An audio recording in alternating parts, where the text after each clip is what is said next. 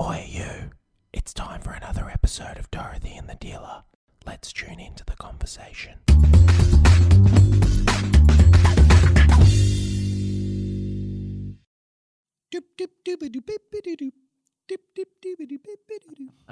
nobody love me better. Remember who sang that? Makes me happy, makes me feel this way. That was Shaka Khan. Shaka Khan. She was amazing, and there's a great clip. I listen to her all the time. I love Shaka Khan. I got it one of those messages on Facebook the other day. Give us your top 10 albums over 10 days. You're not to say why you loved it. You just got to give us the album cover. And so I think I'm going to put one of her albums up. I'm on about day 5. Okay. And there you go. And it's funny, It got you to thinking, didn't it? It got me a thinking. And a couple of weeks ago, we were told by some of our mates, some of my old raver mates, to jump onto Netflix and watch a Netflix series called White Lines. Oh yes. Oh my God. So I sat down with my wife, and I reckon my wife left me about 4 times during that show. She came over to visit me the other day, and she was talking about it. She was talking about it. Yeah, she left me about 4 times during that show. She fell in love with one of the characters in the show called Boxer. I mean, if anybody sees him, you can understand. There's some love making. There's a love making scene in there that it's pretty full on, and it's cool. It's where Boxer picks the girl up, and he, he's holding her, and then the next thing, and just goes to me, well, why don't you do that with me? And I'm like, what? And she goes, why don't you? I said, because I only weigh about 78 kilos, and you're probably about the same weight as me, love. But we laughed about it, and then I said, we can create some sort of winch system in the bedroom. I can put up a scaffold, and we can see. Hey, how you going up there, love? You all right? Are you ready? I'm going to lower you down. Okay, you okay? Are you losing the romance? But some of the music in there just took me back to me rave days, mate. Yeah, because it was set in Ibiza, right? And so so it had all those old techno tracks that used to, and like Age of Love.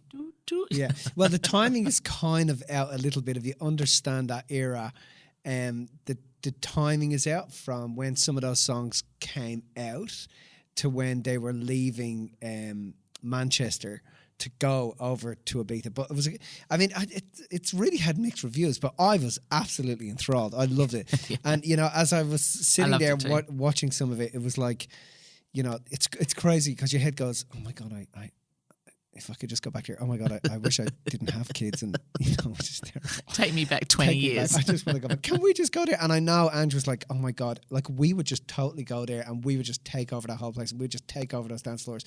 But, it's a funny thing, that whole era of what happened back there, and to be alive during that era was absolutely insane. I was alive during that era, but I wasn't in the same situation as you, because you were all into the rave scene at the time. So talk about Well, look, I'd come out from Ireland, and my mum and dad had gone home and left me here, and then I moved into a place called the Pink Palaces in Smith Street in Highgate, and I started hanging out with this guy, and he took me to my first rave, and it wasn't really a rave, it was a nightclub. It was the Berlin Club, and the Berlin Club was just like insane. It only lasted for 2 years, voted by Mix Mag as the #1 club in the world to play in for those 2 years.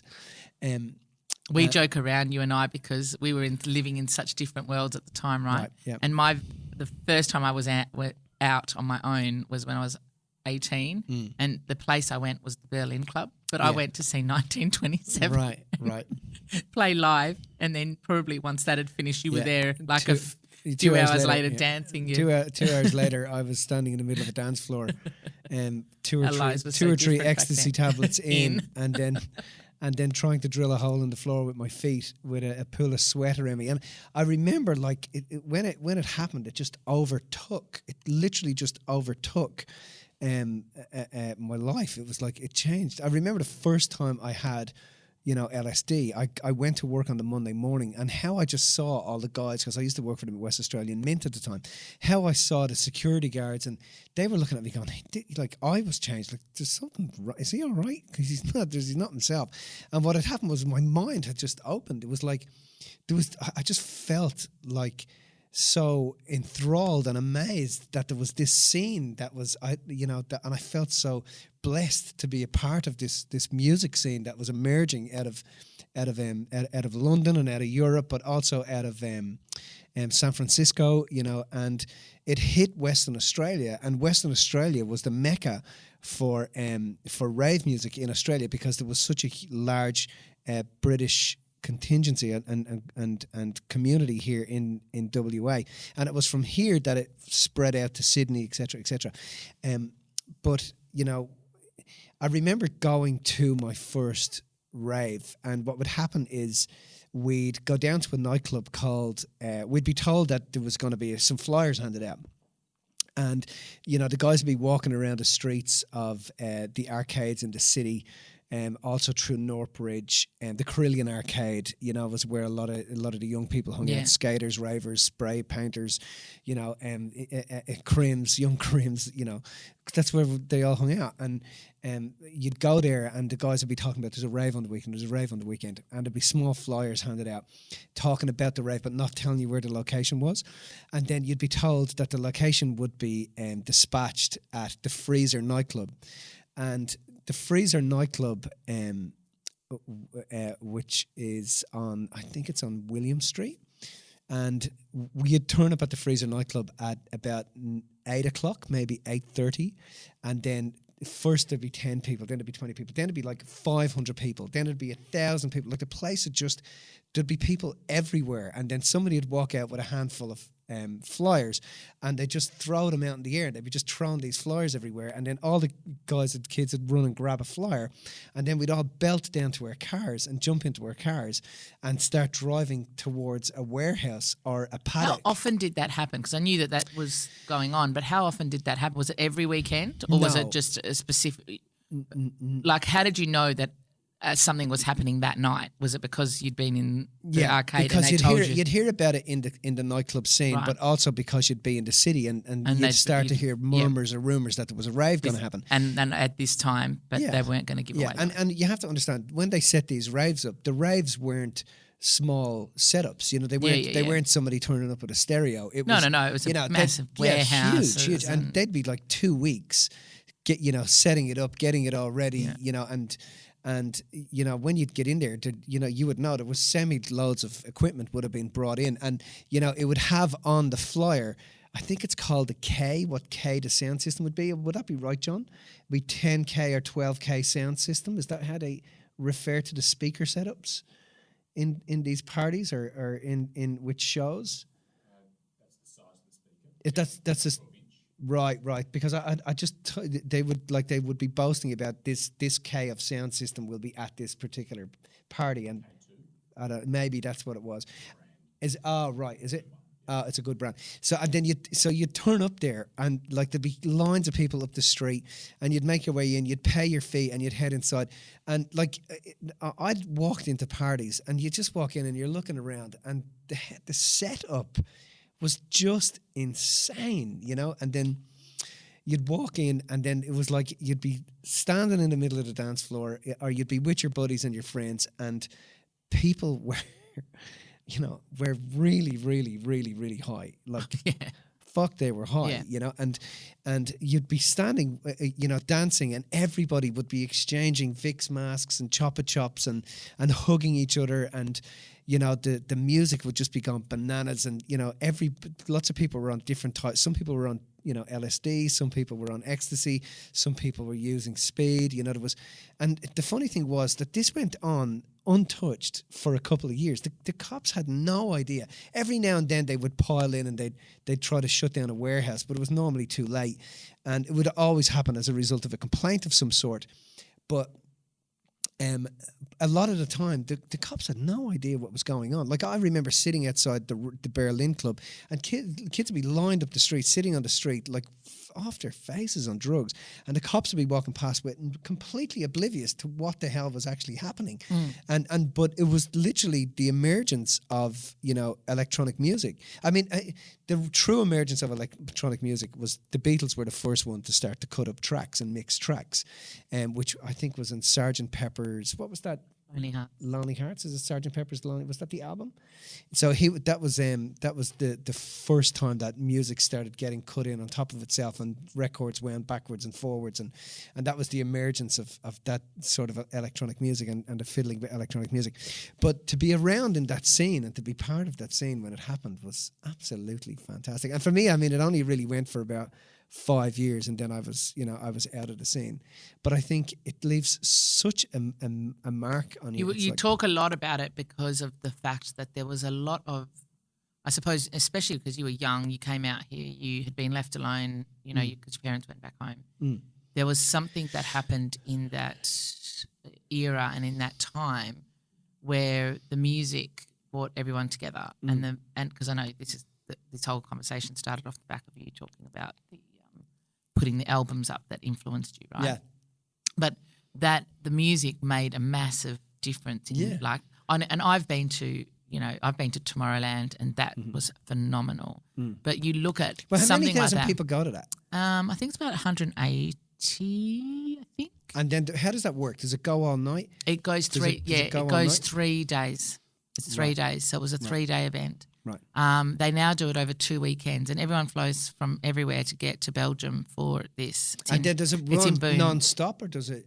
No, it starts at 11 o'clock and finishes at 1 a.m. 11 a.m. in the morning and finishes at 1 a.m. in the morning. And then everybody pulls home? And then goes home and then comes back. So it's 3 days.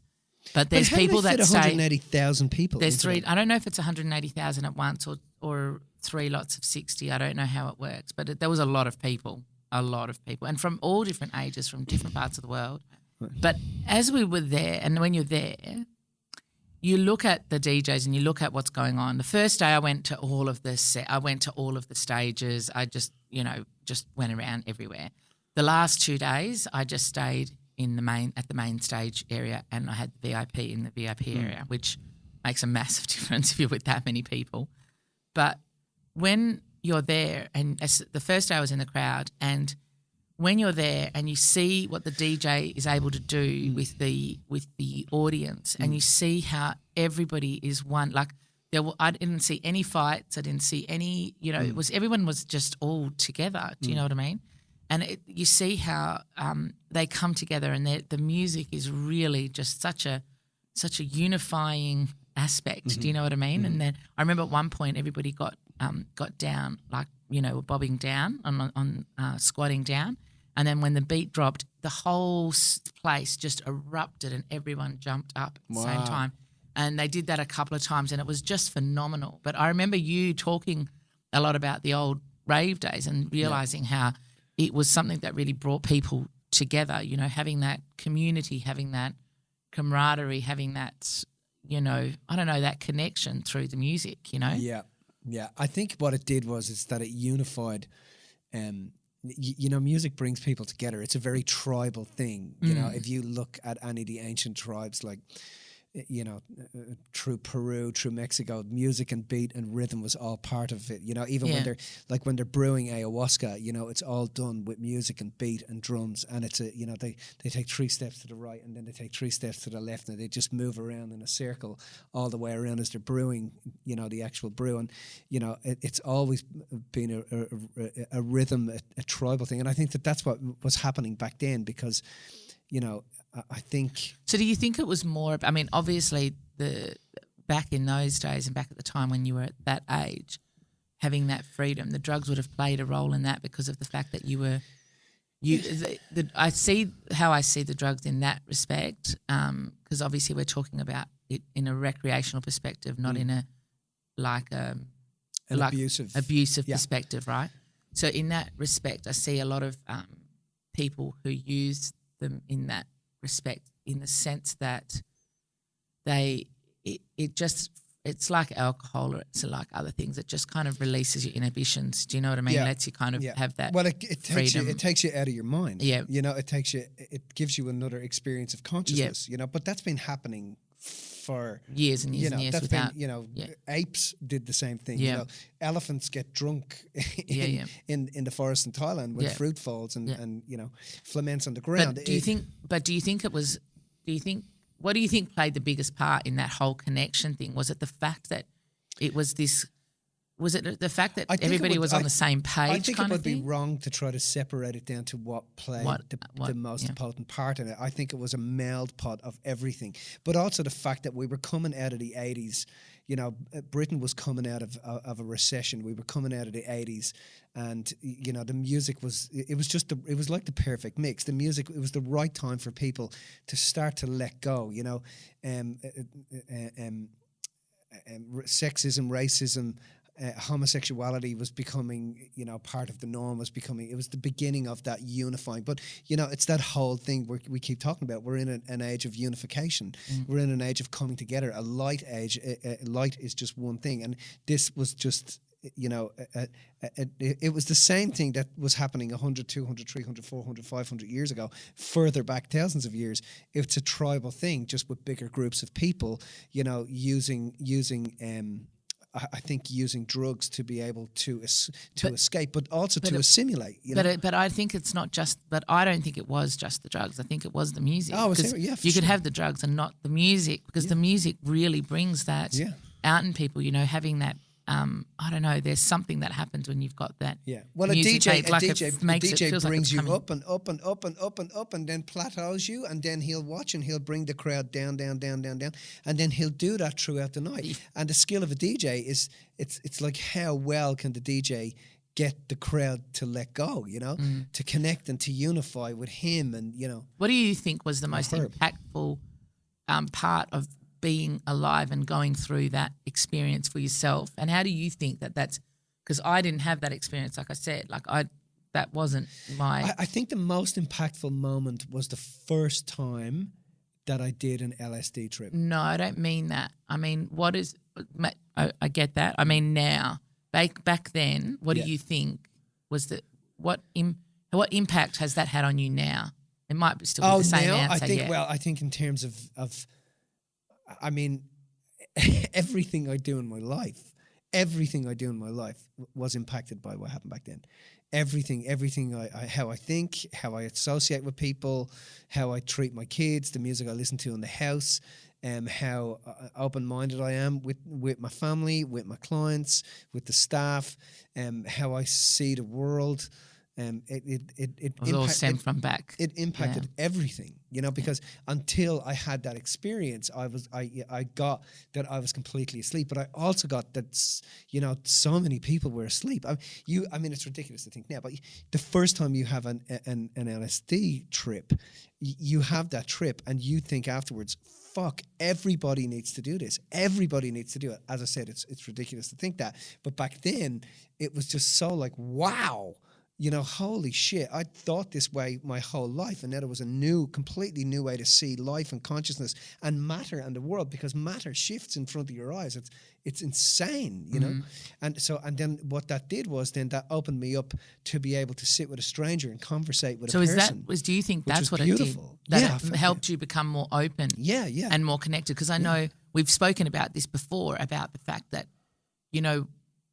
what we aim for people in our seminars, and I think one of the takeaways with what we do in our seminars is that people all feel like they're together, they're connected in some way. They don't feel like, they don't come in and feel like they've just had an individual experience, which is what they do. They have an individual experience, but they feel like they've been a part of a collective that's had that experience, which I think really stems back from those days for you, because it was... Sure, it's an individual experience, but it's also having your individual experience with everybody else. Yeah. And having you're not going through this wow moment on your own. You're looking at someone else and they're looking at you going, wow. And you're going, wow.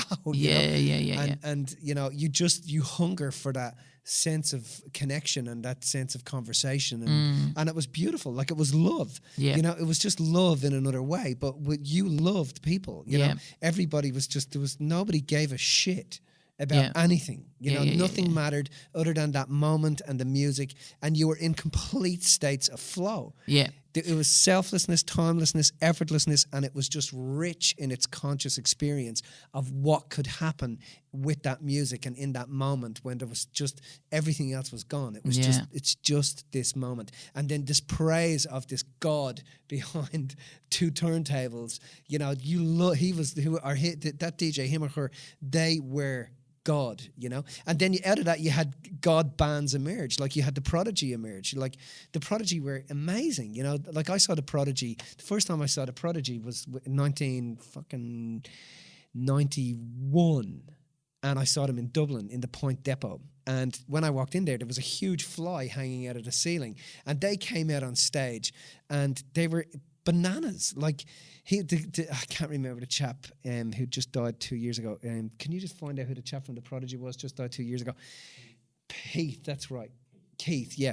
And Keith came out on stage in a friggin' straitjacket and was running around and spent the whole night in a straitjacket, running around screaming at the audience, And it was just the music though was just so amazing, and these guys were so into it, And that was the emergence of kind of punk and kind of rock, but also electronic music. It was insane. And then you had Utah Saints, and then before all them you had 808 States, and then you had Massive Attack, and then just insane. I just friggin' loved all that stuff. So what was I going to say? I had a question there. So what do you think? Like why do you think? Because how I see it now is that was a formative part of your life. Yeah. In terms of those years, in terms of having that connection, in terms of, and I know, even when we hang out, you the first thing you want to do is, as soon as we're hanging out, is you want to play music. You want to be like, get on, and do you remember this one, and who sang that? No, get on to your put on some music. the outside stereo system, and you're playing music. And when I come and when I'm staying over, like the first, on a weekend, there's techno music playing in the background while we're cooking breakfast and stuff like that, right? Yeah. So the first thing I want to do is, get on, play the music and have that experience. So it's but I think now, I don't know, I just see that I see that was such a formative part of you and what you bring and what you love, and you've just, I think that with what we do, we've just taken that to another level in terms of doing and finding a way to do that in a different way through the seminars. For sure, 100%. Through the seminars and people stuff. And let them feel love and that nothing else matters. Mind you, people feel like they're in a rave when they come to some of our seminars. Yeah, because we play rave music. People come up to us all the time and go, fuck man, what was that album? Can I get your soundtrack? Where'd you get your music from? I just love it. It's like, well, when you're an old crusty demon, crusty raver. Yes.